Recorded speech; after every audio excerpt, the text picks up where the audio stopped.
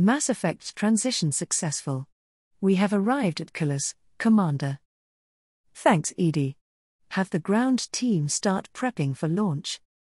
Affirmative. Logging you out. Shepard breathed out a long sigh and leaned back in her chair. The 2 years she had spent dead had left her woefully behind several major events and innovations in weapons, armor, and galactic events. Something she was slowly correcting, but that was the key word. Slowly. Even with Edie providing a list of highlights, it was still taking all of Shepard's free time to catch up with those events or to read through the articles, and that was when she trusted the Cerberus AI to include everything without bias or as little as possible. She sighed again and pushed herself away from her desk and walked over to the private bathroom attached to her quarters. She ran the faucet and splashed some warm water. She couldn't handle the cold much anymore across her face and gently massaged around her eyes to ease the stress building up. Okay, Jane, time to be a commander again. Shepard walked out, trying to imagine the tension in her stomach was anticipation for the upcoming mission. Not disgust at the twisted face in the mirror. Oh. Okay, team. We're about to drop into the lovely planet of Cullis. Shepard declared brightly to her gathered teammates. Its main exports are rust, scrapped ships, and corpses. We are here to secure the services of one Dr. O'Keefe, a Krogan scientist rumored to have gotten his hands on some collector tech. With some luck he might be able to give us a hand with the stuff we picked up as well. Doubtful. O'Keefe interested in genophage research. Any technology would be geared towards Krogan physiology. Mordin said dismissively. Still, new collector technologies would provide a bigger sample size for testing. Could lead to breakthroughs in other areas. He inhaled to slow himself down a bit. Might be worth recruiting for that. We need all the help we can get with collector tech. Shepard placated the Solarian, unsure if this was a case of professional pride or something else. Besides, I'm not planning on taking you with us for this one, Mordin. The Seeker Swarm antidote is your top priority. I just wanted you filled in case we come back with a cartload of new collector tech to look over. Wise decision. Mordin agreed. Experiments moving at a reasonable pace. Have even learned specific toxin used to cause paralysis. Managed to neutralize it 3 separate ways already. You found a cure for it that fast? Jacob asked. Oh no. Only toxin was neutralized. Side effects of the current methods include breakdown of nervous system, loss of cognitive function, and a projected increased heart rate to fatal levels. Still much more testing needed before a viable solution is found. I think everyone here would prefer not to die before we even encounter the collectors. Miranda put in her 2 credits. Agreed. Garrus said dryly. Shepard coughed into her hand. Anyway, Mordin is going to keep working on that. Miranda and Garrus are with me. Revan, do you want to take Jacob with you? Eyes turned to the second ground team leader. Everyone had been informed of Shepard and Revan's deal, but a few were interested in how that would work in practice. I think Jacob would be best utilized guarding the transport. Revan said. No offense to his skills, but he is used to working with a dedicated team that I simply don't operate as. Until we can get another specialist to act as a partner, I'm probably going to be operating solo. Besides, from what I've read recently, Cullis isn't exactly the place to leave functioning ships lying around if you want it to be intact when you come back. Shepard nodded at the reasoning. Any objections? No one said anything. Then check your gear and load up. We drop in 30. Oh. I wasn't expecting much from the info I found, but Cullis really is a dumping ground, isn't it? Revan marveled at the number of derelict hulls littered across the landscape. Yep, best place to get rid of any ship too battered to limp anywhere else.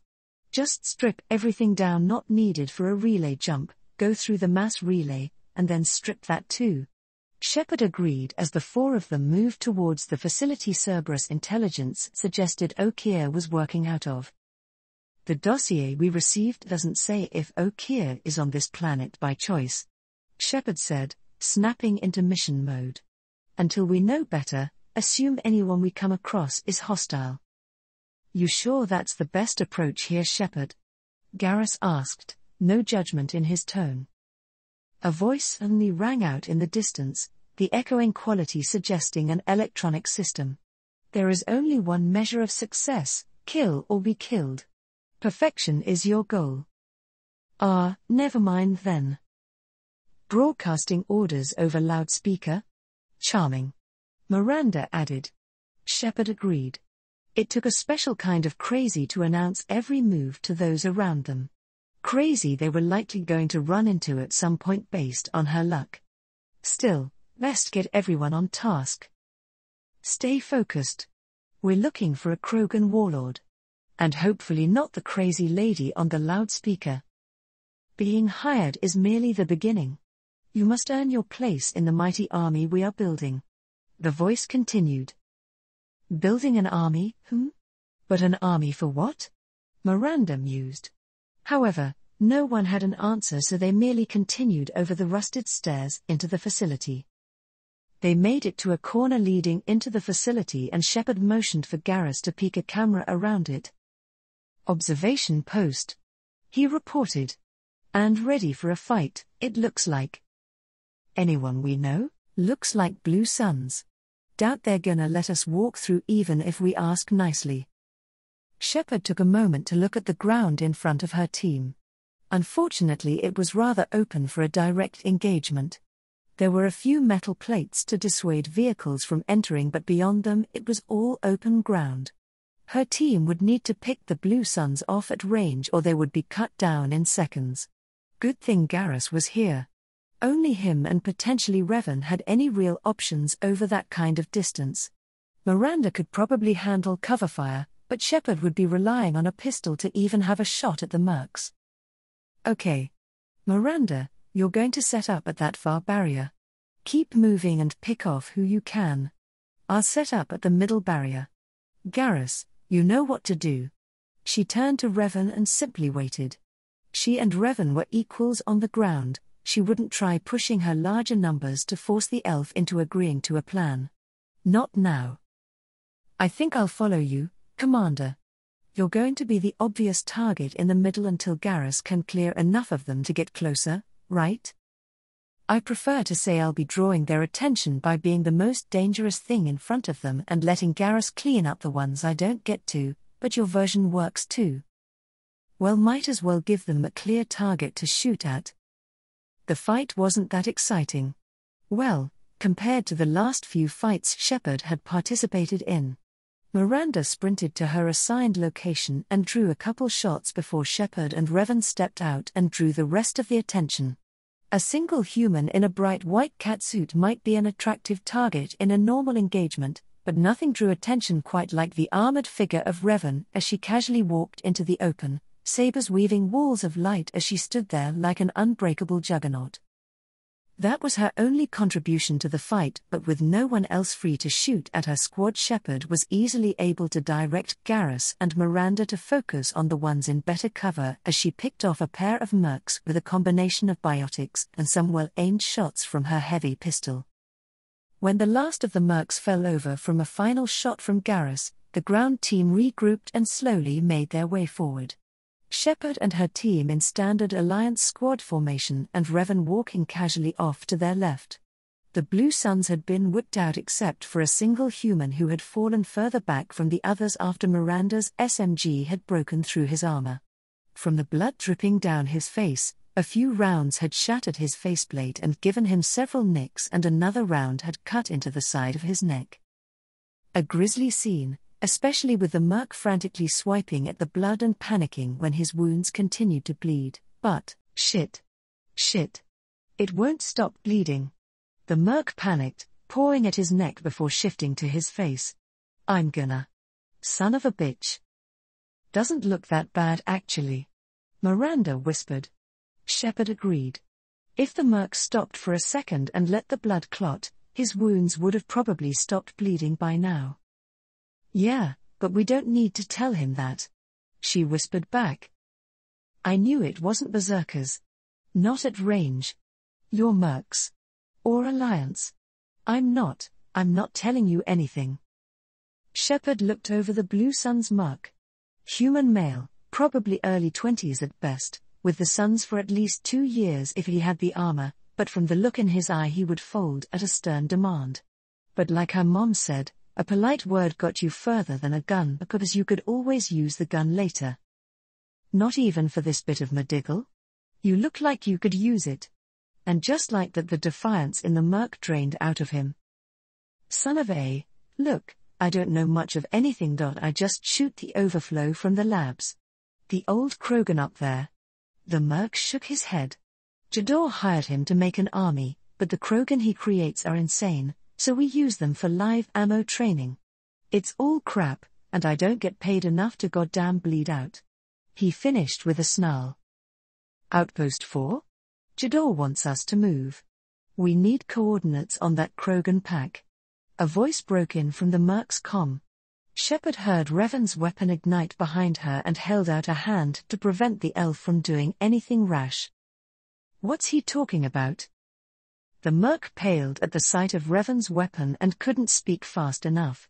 Jador runs the Blue Sun's outfit here, and she's making Krogan for an army. But they come out crazy. Tough as hell, but just insane. Meaning the Blue Suns needed to send patrols to mop up the ones that started to wander. A patrol her team would likely run into if she didn't do something. Conventional weapons have to be cheaper than a setup like that. Garrus pointed out while Shepard thought about what to do about the patrol. I don't know, I just point, shoot, and bank my credits. Maybe they have something better in the labs? Outpost 4? Shepard lowered her hand. I think it's better if we don't meet your friends. Don't you? She said softly to avoid the comm picking up her voice, aware of the red glow from Revan's sword, meaning the elf was likely passively threatening the merc behind her. The merc swallowed audibly, turned and placed a hand on the comm. Patrol. The last group, dispersed. Lost sight 5 minutes ago. Dispersed? Jador will be pissed. She wanted a show. You wanted a report, you got it. Dispersed. The merc said panikedly, shooting Revan nervous looks. Fine, understood. Returning to the labs. There. You see? I'm helping. There was a touch of desperation in the merc's voice now. Great. So why don't you keep helping for a bit? Shepard said and began grilling him about what was going on and how the facility was set up. The merc didn't know much. As a low-level grunt, all he knew was that Jador had hired Okeer and that he was making a lot of Krogan in an effort to make an army, as he had said multiple times. He knew nothing about what that army was going to be used for or why Jador wanted it, nothing about why they were using Krogan other than because they were Krogan, and nothing useful about the facility they were heading to. Shepard sighed. It was a long shot to hope that a grunt at a perimeter outpost would know anything, but the only slightly useful info was that there weren't any defenses specifically for repelling small infantry teams. All right, guess we're done here. You sure? Revan asked. Yeah, he doesn't know anything useful and we've wasted enough time. Shepard said and turned back to the merc, gesturing back the way they came. You are free to. Revan pulled out a handgun and shot the merc. A ring of blue energy hit him in the chest and he collapsed bonelessly. Shepard gaped at the collapsed merc for a second before rounding on the elf. Revan, the hell? Relax. It was a stun shot. Revan said calmly, returning the pistol to the folds of her robes. I know you wanted him to run off, but I'm not risking him changing his mind and calling his friends the second he has a change of heart. So you just shoot him? And where did you even get that in the first place? Yes. Like I said, it was a stun shot and his shields were down. Without his armor sealed, even a civilian-grade stun blaster would have worked. As for where I got it, that should be obvious, no. Shepard ground her teeth as the Sith turned and walked off towards the facility. It was kinda obvious where she had gotten the handgun. It had to have been in one of those crates they had recovered. No one knew what else might be in the others until Revan decided to show something off because they couldn't open the things. No one could read the language on the controls to even try. And now that they had proof that it wasn't just parts and datapads in those crates. She sighed and did her best to push her frustration down. It's not like Revan killed the merc and she was right about them wasting too much time. If Shepard had known about the stun gun beforehand, she might have asked Revan to stun the merc anyway, so the only reason she was getting upset was because Revan hadn't explained herself. One day Shepard was going to figure out how to handle their resident extragalactic visitor and the new weapons and abilities she kept springing on her, but it probably wasn't going to be today. Fine. Let's find Okeer before Revan gives me an aneurysm. The rest of the ground team took off after the Sith. Think she has anything to share with the rest of us? I could use a new rifle. Garrus wondered aloud. It would give us an edge over anything using kinetic shields. Her energy weapons have proven to be incredibly effective already. A ranged version would probably be just as effective. Miranda added. You can ask after the mission. Shepard snapped. Heads in the game. They found the elf around a corner patiently waiting for the three of them. More blue suns up ahead. Revan announced. 2 squads on the upper platforms. We should split our focus so we don't give them time to call in more reinforcements. Thank God, a tactical problem. Something she could deal with. Sure, what's the layout? Left turn over 2 levels with catwalks on the other side. The first squad has an unrestricted sightline down this path, Revan pointed behind her. There's a staircase down to the right, but the second squad is watching on an overpass. Okay, easy enough.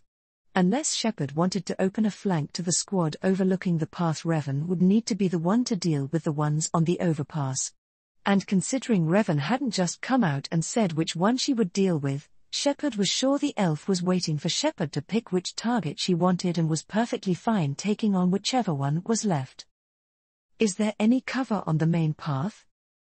Revan nodded. Not much, but there are some walls the Blue Suns haven't managed to cut out. They're part of the hull of whatever ship they dragged out here to use as a building, so it should hold up against whatever the mercs have on hand. Shepard frowned and looked at the chopped-up remains of the ship hulls surrounding them. That made a certain amount of sense. Not many construction crews would work on this planet and prefabs would be stolen. So the mercs probably did the best they could to strip away the few troublesome areas and just left the ones that remained, since they were better than simply having dirt roads. We'll head in from the road. I'm guessing you have a way to get to the overpass at the same time? Yeah. I'll move up alone and wait for the shooting to start. Revan split off and disappeared into the mess of jagged metal forming the walls surrounding them. You think she can get into position in time and handle a squad of mercs by herself? Garrus asked. He had seen Revan in action, so he knew she was capable of taking care of herself, but Shepard prized teamwork over everything in the field. It was rare that she would support individuals going off on their own. I think she would have done this whole mission by herself if she could. Shepard snarked. She knew Revan listened to the people around her, but when it came down to it, the elf would simply do what she wanted. But this wasn't the time to brood about their teammate. Let's go. We aren't going to find Okeer standing around talking. True to Revan's word, Shepard's team ran into the mercenary fire team as soon as they rounded the corner. They clearly weren't expecting company, so Shepard and Miranda were able to make it to a short wall by the staircase before the Blue Suns opened fire. The two of them tore through the mercs' shields with a combination of gunfire and biotics, and Shepard had Garrus pick off the few that tried to make a run for it by catching them in a lift field and letting the Turian sniper do what he did best. Shepard was a little confused when the sound of gunfire was still audible even when no more shots were coming their way, when she realized Revan was probably still fighting off to their left. She gathered up her 2 teammates and quickly moved into position just in case Revan needed help. She didn't. Revan had somehow made it up to the overpass in the time it took Shepard's team to walk down a hallway and was simply walking through the streams of gunfire heading her way. The Blue Suns were screaming in defiance or terror as the Sith disintegrated their rounds with a wave of a lightsaber and dragged them one by one out of cover by an unseen force. Pretty soon, there were no more mercs alive on the overpass. "Spirits, I'm glad she's on our side," Garrus whispered. "That was just." Shepard agreed. They didn't have much time to talk. Another Blue Suns group rounded a corner on another overpass further down the trench her team found themselves in. They took one look at Revan standing over the bodies of some of their compatriots and opened fire. One of them made a try for his radio, but his head snapped back as Garrus's rifle boomed. "Into cover. Keep moving forward and watch lines of fire," Shepard shouted and ran forward herself. The next several minutes were a chaotic blur to Shepard's memory as they fought through more Blue Sun mercs. She made sure to have Garrus target anyone who looked like they were going to call for backup, and she saw Revan do the same on some occasions, but they still ran into more groups of 3 to 4 mercs as they ran forward. Thankfully, it seemed like most of the mercs didn't have a communicator that went back to the main facility for some reason, but Shepard wasn't about to worry about it too much if it meant the enemy was coming at them disorganized and unsupported. At some point, Revan dropped down next to her and redirected a rocket with a wave of a hand. "The main facility knows something's up." Shepard snapped off another shot with her M6 and hit a merc square in the chest. "Yeah? How'd you know?" Grabbed one of the comms off a trooper. Revan held up the device. "They know the patrols are getting wiped out by something, but they are getting conflicting reports about by who. We lucked out and some of the Krogan are pushing for the facility at the same time." They moved forward into more Blue Suns and found them fighting a handful of Krogan in a berserker rage. The comm in Revan's hand crackled to life. "Code 6. Off-world presence. Shift fire from the Krogan. Hostiles in the compound." Revan chuckled. "Well, I guess they know for certain now. Just get back in the fight." Shepard snapped. Revan's head tilted to look at the commander but said nothing. She just nodded and ran forward, the glowing swords drawing the attention of nearly everyone on the battlefield. Once the last of the mercs dropped dead, Shepard found herself less than 10 feet from a bleeding but still standing Krogan. Even then, the lone visible wound swiftly stopped bleeding as the Krogan's natural healing swiftly dealt with the injury. The odd thing was, the Krogan that had been screaming and firing mindlessly at the mercs was now standing docilely in front of her despite the weapons pointed at him by her teammates. Shepard held out a cautious hand to get Garrus and Miranda to stand down. Revan had already deactivated her lightsabers, but the hilts were still in hand. After a second, the Krogan lumbered forward and sniffed Shepard. Weird, and certainly concerning since she had never seen a Krogan act like this. Shepard just hoped they could get some answers to what was going on. "You are different. New. You don't smell like this world," the Krogan said. 7 night cycles and I have only felt the need to kill. But you, something makes me speak." Shepard risked a glance at Revan at the mention of unexplained desires. She had mentioned telepathy at one point and got a small nod in return. She wasn't sure how to feel about that, so she made a mental note to grill the elf on that later.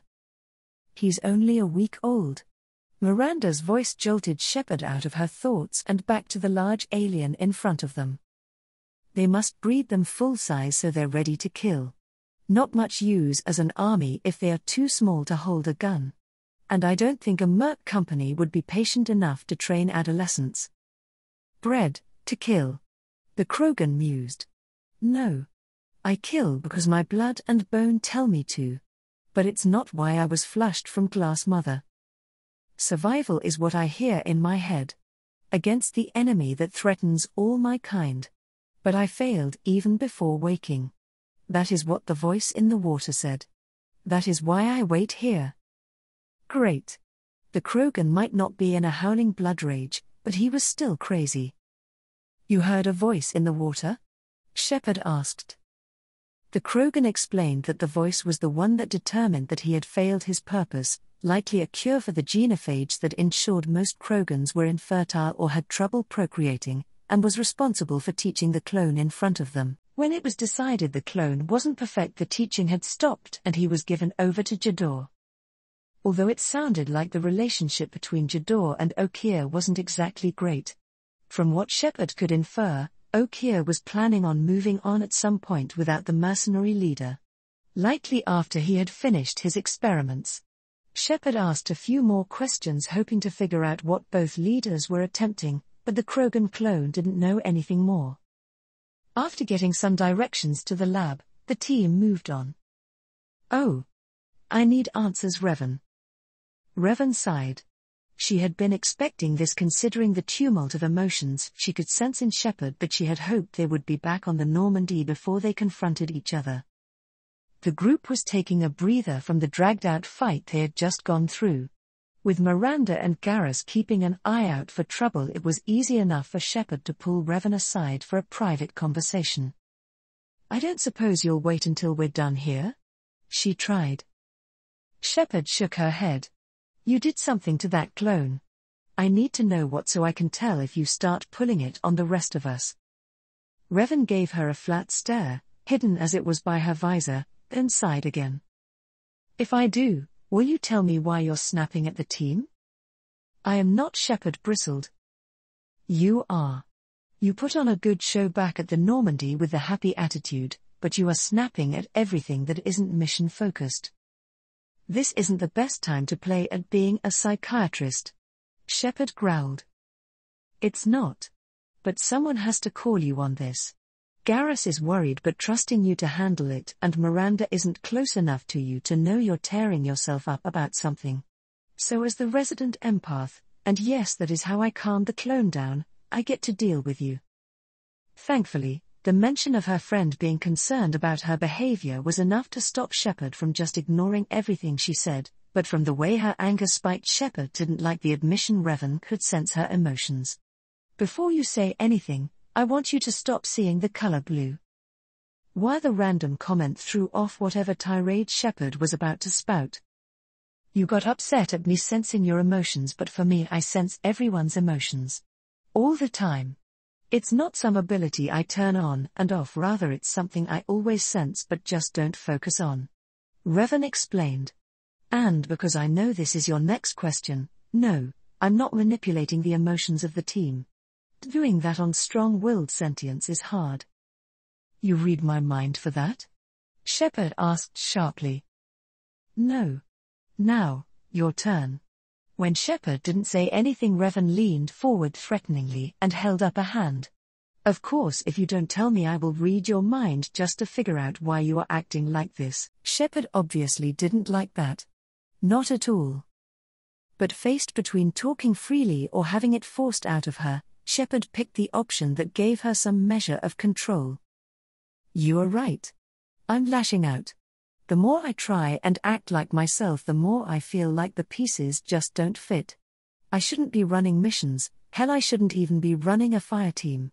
But once again no one else is going to step up for it, so I have to, or nothing gets done.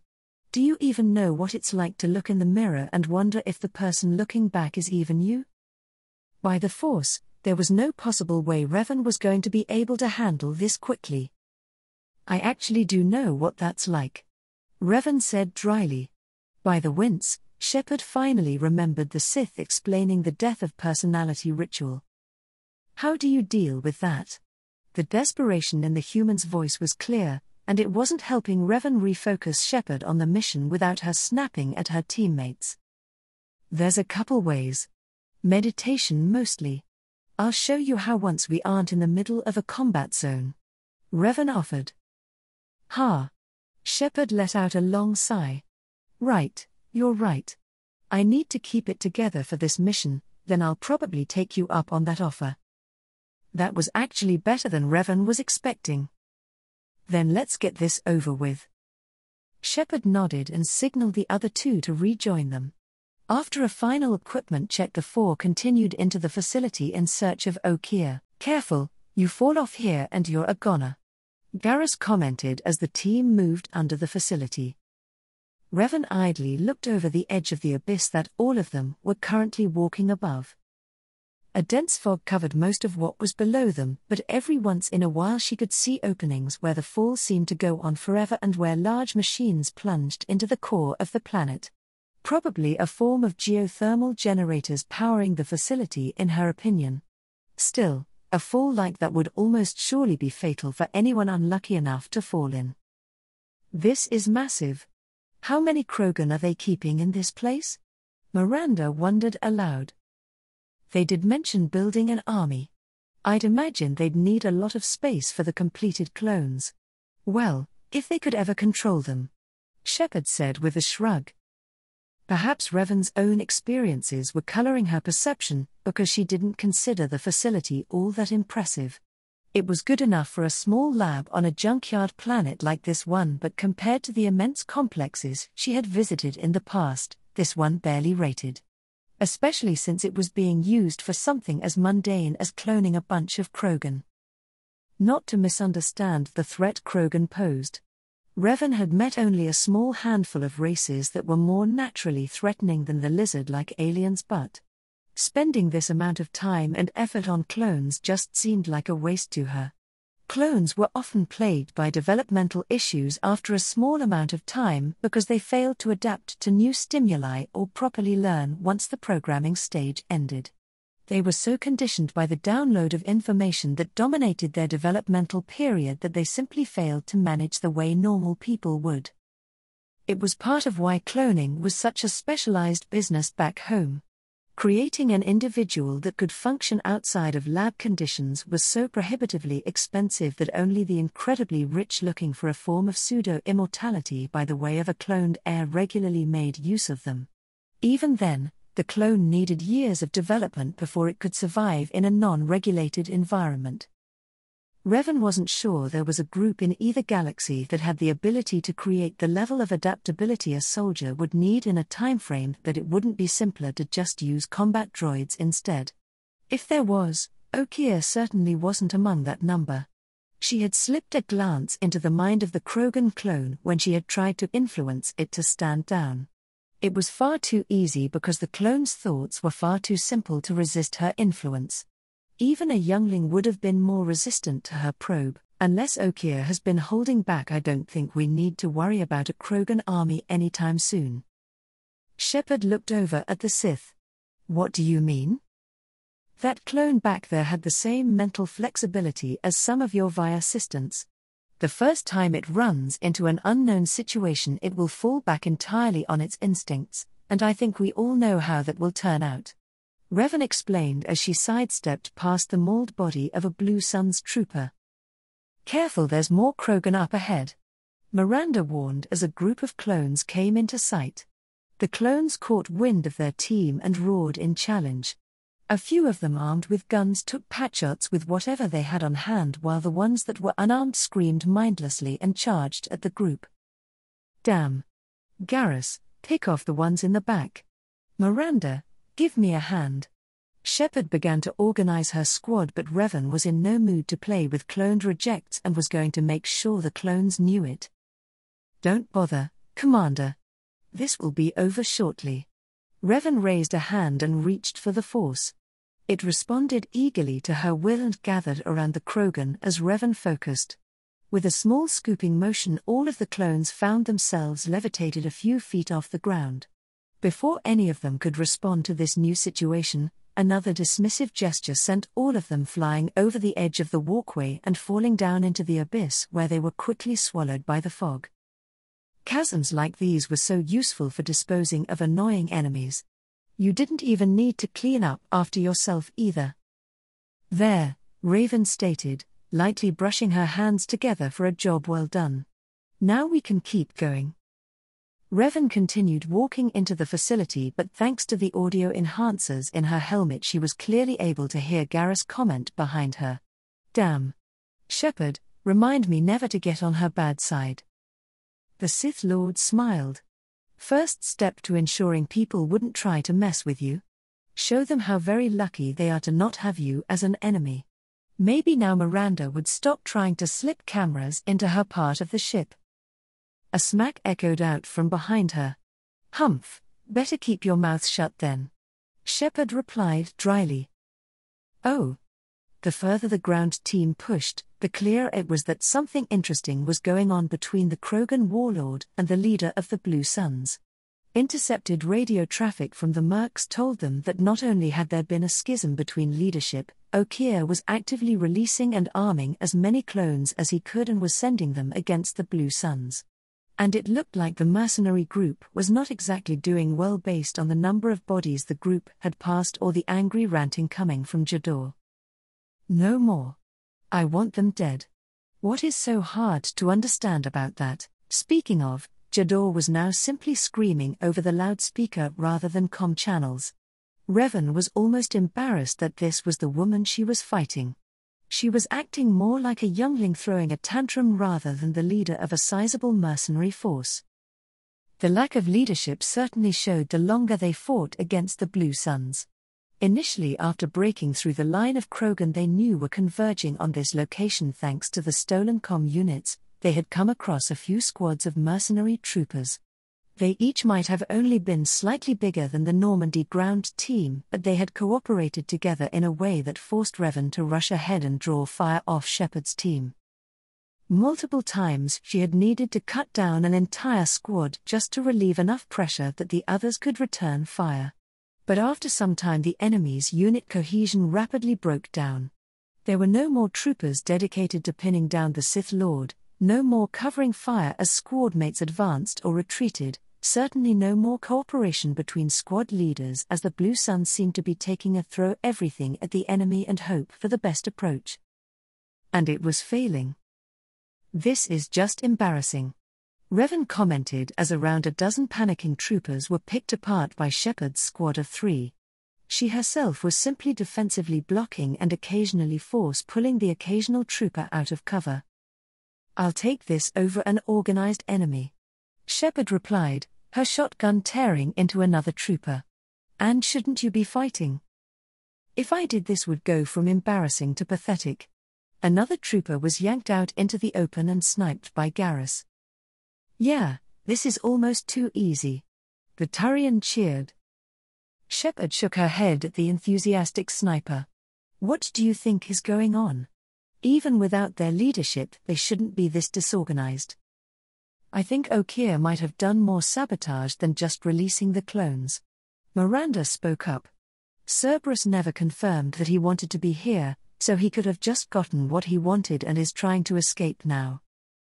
Suddenly their stolen radio crackled to life. "What do you mean Jador's holding the mechs? She'll lose all her toys if we don't get some backup." Unintentionally, the Merc reinforced Revan's opinion of the mercenary leader acting like a youngling. "Sounds like their leaders aren't doing them any favors either," Garrus added. The ground team kept moving through the facility at a decent pace. The groups coming at them now were better armed, but they were unorganized and demoralized as well. Not only were their companions screaming over the radio about how they were being overrun, their leader was also lambasting them from the loudspeakers. "There are 4 of them. 4. Anything can be killed if you just do your damn jobs, Jador. Damn it, someone get her off the speakers and out here." One of the remaining squad leaders cried over the radio, apparently unable to actually get a hold of his leader. It seemed like a few of the less higher-ranked officers were at least starting to get organized. Revan mused. What should she do about that? "I'm moving up ahead," she announced. "Catch up when you're done with the foot soldiers." "What? Revan, why?" Shepard started to protest, but the Sith was already moving. The red and blue glow of her lightsabers spun in complex patterns as she ran through the enemy, though quite a few were left behind. Shepard's group would manage just fine though. The troopers unlucky enough to run into the lone Sith, however, were completely unable to handle her as she cut a path towards the densest gathering of mercs. Armor and shields did nothing to slow down the energy blades, and whenever a trooper managed to aim long enough to fire a rocket at the armored figure, she simply redirected it with a wave of a hand. Pretty soon the mercenaries started to get desperate and run rather than keep fighting, but were mostly unable to escape in the face of Revan's merciless assault. The ones that did would be mopped up by the other team following behind her. Soon enough Revan found what she was looking for. A Batarian trooper with hard-light shields covering his armor was screaming into a comm unit. This was the officer trying to coordinate what Blue Suns were left in the area. Without him the rest of the units would be completely unorganized and easy prey for her own group to eliminate. Trespassers at topside. Tell Jador we can't hold them and arg. His report was cut short by a lightsaber through the chest. The glowing sections of his armor sputtered and died as the blade damaged the suit itself. With the main target killed, Revan turned her attention to the remaining troopers frozen in fear. Well, better make this quick then. Oh.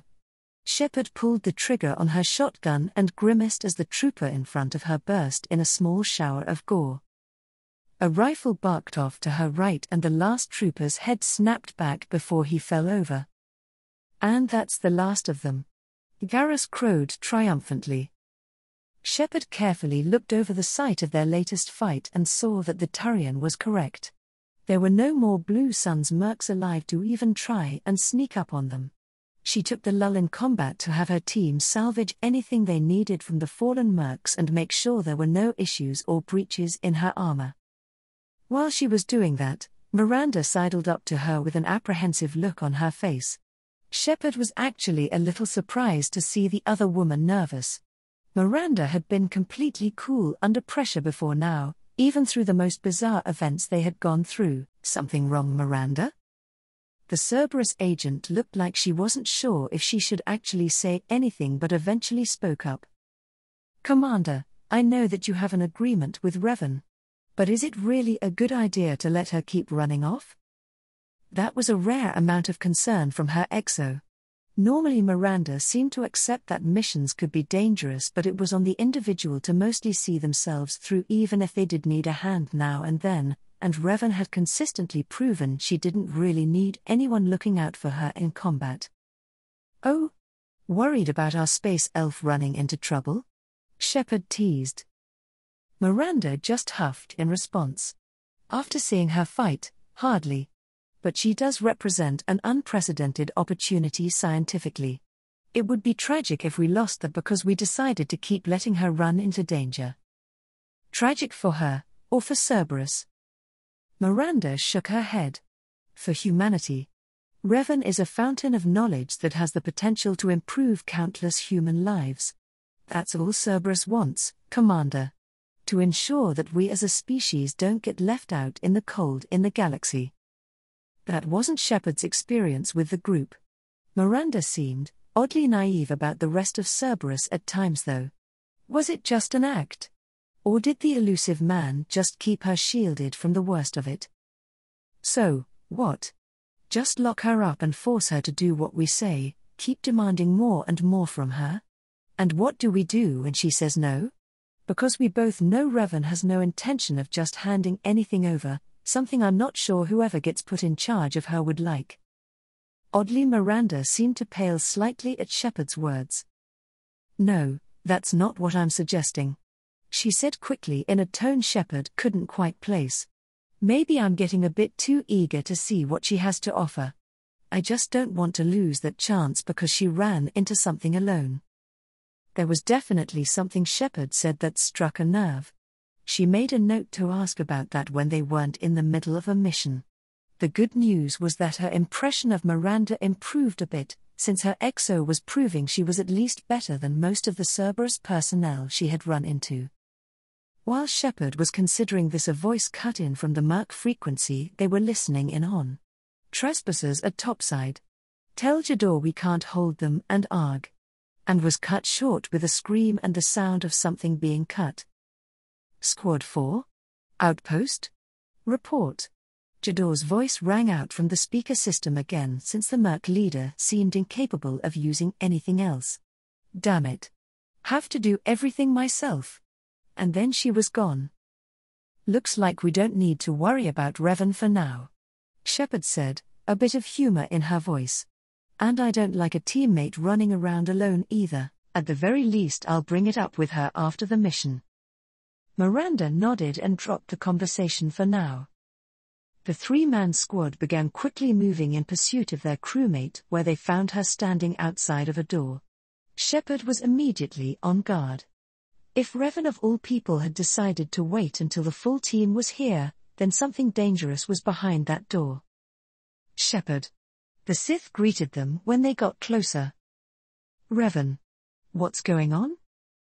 Revan's armored visor tilted towards the door. If I'm correct, I found Okeer through here. But there is something else. Of course there is. Shepard groused internally. Like what? More mercs or a trap? She asked aloud. No. There's only one more person through here, but that's not what I'm concerned about. Whoever they are, I can sense something wrong with them. Revan turned to face Shepard fully. I can sense the force affecting them. Shepard didn't know exactly how to react to this information. Revan had displayed abilities that would be hard to match for the best biotics she knew. The thought of fighting someone else who could do the same. So they're like you? She felt she needed to ask. Revan was already shaking her head. No. They are affected by the Force, not using it. But that means that someone or something else out there can, and you aren't necessarily protected. How bad are we talking here? The elven woman considered for a second.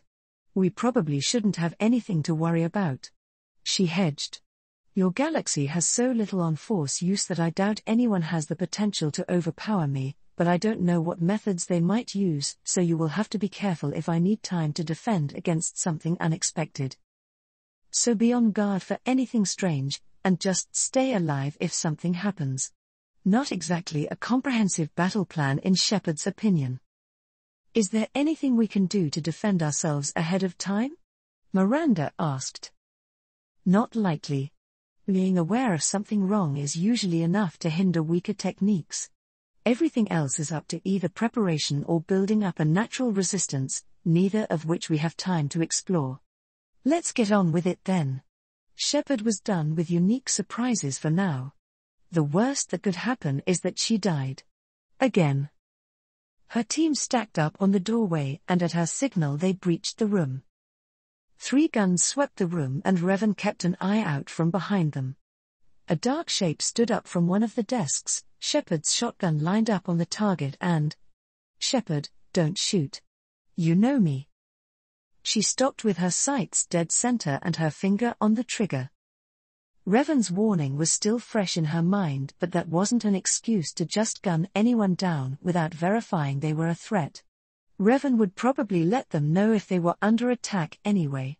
Or just cut them down herself. I shut down the security cams as soon as I saw it was you, a light blue Asari said as she approached the group. Never thought I would say it, but I'm glad it's you shooting up the place. Shepard looked at the blue alien trying to place her, but nothing immediate came to mind. Something that she seemed to pick up on. Sorry. Rana Thanoptis.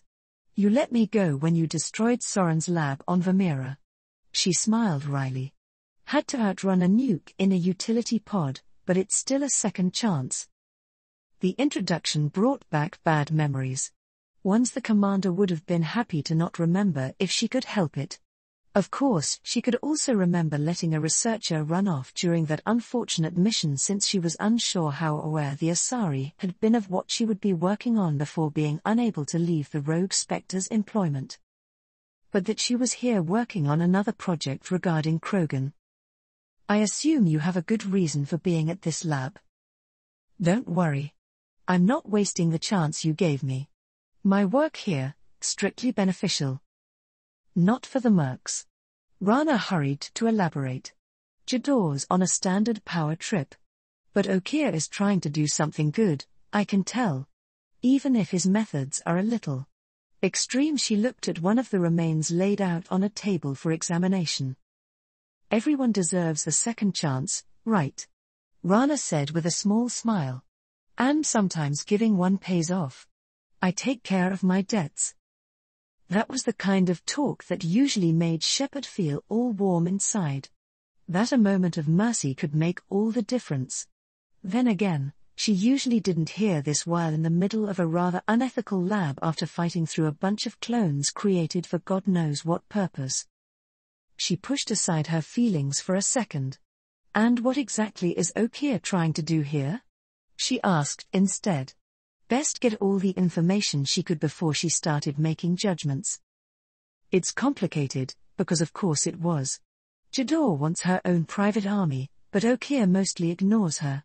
He's running the project for his own reasons. Which are? I'm not certain. The Asari admitted. I created the mental imprint routine to educate his tank bred, but most don't make it through it. He dumps them for some reason. He wants to help his people, but he's not looking for a genophage cure, and he's not going for numbers. That's all I know. So absolutely nothing. That was fantastic. Shepard stood aside and nodded to Revan. She had nothing left to ask. Without a word the Sith stalked silently forward, much to the obvious discomfort of Rana. Shepard? No one said anything as Revan placed her hands on either side of Rana's head and concentrated. The room was silent as Revan did, whatever it was she was doing, and Rana fidgeted under her grip. Eventually the Sith hummed and pulled back. Well, that's interesting. You know what's affecting her? Wait, affecting me? What are you talking about? Revan ignored the now slightly panicking Asari. No, actually. I can recognize some similarities, but this is a technique I'm not familiar with. What are you talking about? Can you describe the effects? Shepard asked, similarly ignoring Rana. It's subtle, whatever it is. It seems to be slowly influencing her thoughts, but at the same time overwriting certain ones? Revan shook her head. I'd need more time to investigate. This level of mental affliction is outside my specialty. Ice replaced the blood in Shepard's veins. Behind her Miranda turned to Garrus and whispered, doesn't that sound a lot like indoctrination? Garrus agreed. Indoctrination. The near-completely unknown ability for Reapers to brainwash and control organic lifeforms to their will. It could manifest anywhere from turning the victim into a mindless puppet or bending the strongest of wills so that they happily believed they were doing the right thing by inviting genocide to the entire galaxy. And from the look of things, the influence could linger for years. What? No. I stopped working with indoctrination technology after Vermeera, and I've never touched the stuff since. Rana protested, not that any of the Normandy crew were giving her any consideration. Can you do something about it? Shepard asked Revan. The elven woman shrugged. I have no idea. I've always focused on either defensive or offensive mental techniques. Control or healing ones were never my focus. Shepard worried her lip in thought. On one hand they were going on one woman's word that there was something wrong with Rana. And even then they were stumbling in the dark because even their mystic expert had no idea what they were dealing with.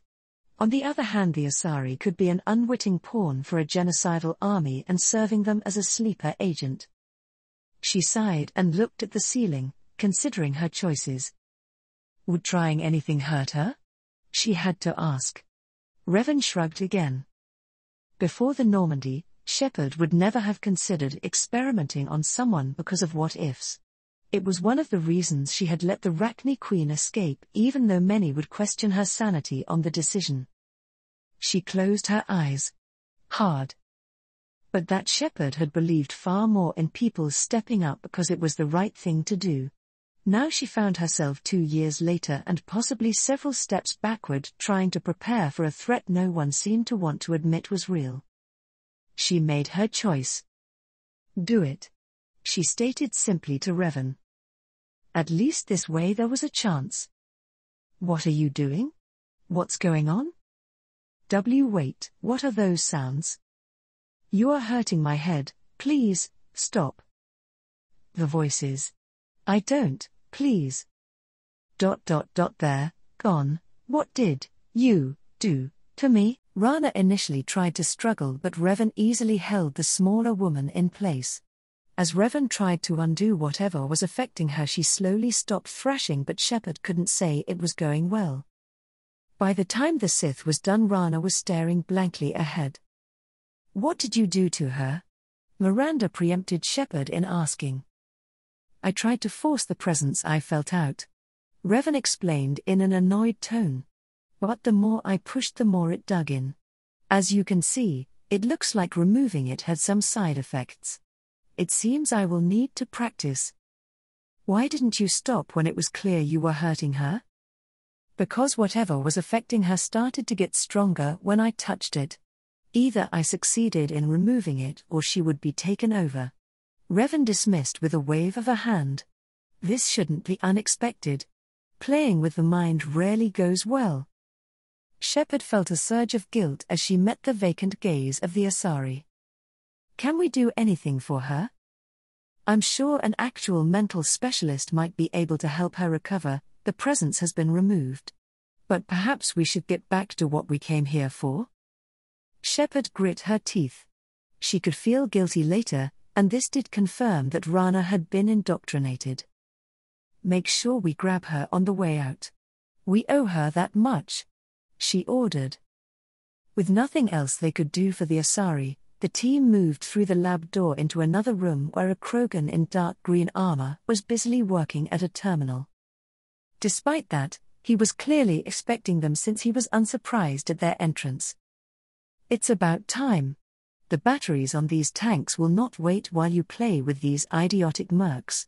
The Krogan Shepard assumed was Okeer said gruffly. She crossed her arms under her bust and glared at the probable warlord. I take it you're Okeer. You don't seem particularly caged, or grateful I'm here. You claim to be here to help, Okeer chuckled, but the formerly deceased Shepard is not the sign of gentle change. Shepard blinked. It was one thing to be recognized by a human. For better or worse, she had essentially been the face of the Alliance when she was made Spectre. A Krogan recognizing her right away was much more rare. Surprised? All Krogan should know you.